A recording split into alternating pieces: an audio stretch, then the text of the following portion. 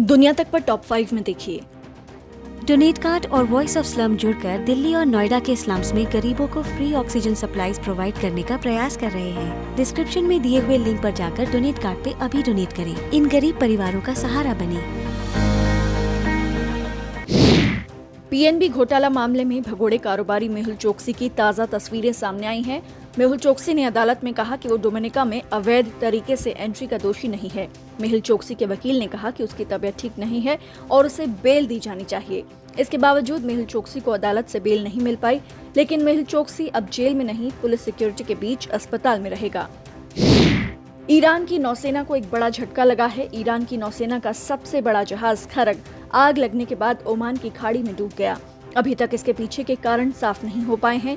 खरग का इस्तेमाल समुद्र में मौजूद ईरान के बेड़ों को सप्लाई पहुंचाने और ट्रेनिंग एक्सरसाइज के लिए होता था। ईरान के सरकारी मीडिया ने बताया कि खरग से 400 नाविक और ट्रेनिंग कैडेट्स जान बचाकर कूदे, जबकि 33 घायल हो गए।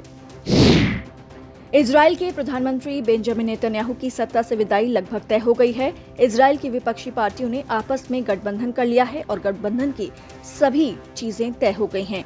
ऐसे में जल्द ही इजराइल में नई सरकार देखने को मिल सकती है। विपक्षी नेता यार लेपिड ने बुधवार को ट्विटर पर ऐलान किया कि उनके गठबंधन ने राष्ट्रपति को सरकार बनाने की सूचना दे दी है। बता दें कि अगर विपक्षी पार्टियां गठबंधन बनाने में एक भी दिन लेट हो जाती तो इजराइल में एक बार फिर चुनाव होते। कनाडा के इंडिजिनस सर्विस मिनिस्टर ने बुधवार को कहा कि पोप फ्रांसिस को कनाडा के रेजिडेंशियल स्कूल सिस्टम में कैथोलिक चर्च की तरफ से हुई गड़बड़ियों के कारण एक औपचारिक माफीनामा जारी करना चाहिए। कनाडा में इंडिजिनस लोगों के लिए कैथोलिक चर्च की तरफ से चलाए जाने वाले सबसे बड़े स्कूल में 215 बच्चों की लाशें मिलने के बाद ये मांग की जा रही है। इससे पहले कनाडा के पीएम जस्टिन ट्रूडो ने इस घटना पर दुख जताते हुए हर संभव मदद का ऐलान किया था।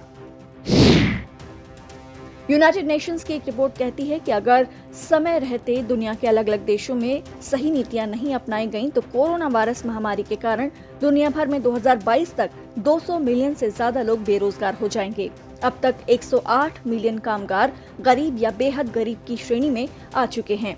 इंटरनेशनल लेबर ऑर्गेनाइजेशन का कहना है कि 2023 तक रोजगार पर कोरोना महामारी का असर बना रहेगा।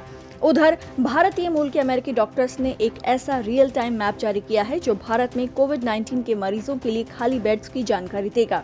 उधर थाईलैंड को जल्द मिलेगी एस्ट्राजेनेका की वैक्सीन की बड़ी खेप। एस्ट्राजेनेका थाईलैंड की सियाम बायोसाइंस के साथ मिलकर देश में ही बनाएगा कोरोना का टीका। पहली बार ये कंपनी बनाएगी वैक्सीन। 61 मिलियन कोरोना वैक्सीन की खुराक बनाएगी थाई कंपनी सियाम बायोसाइंस।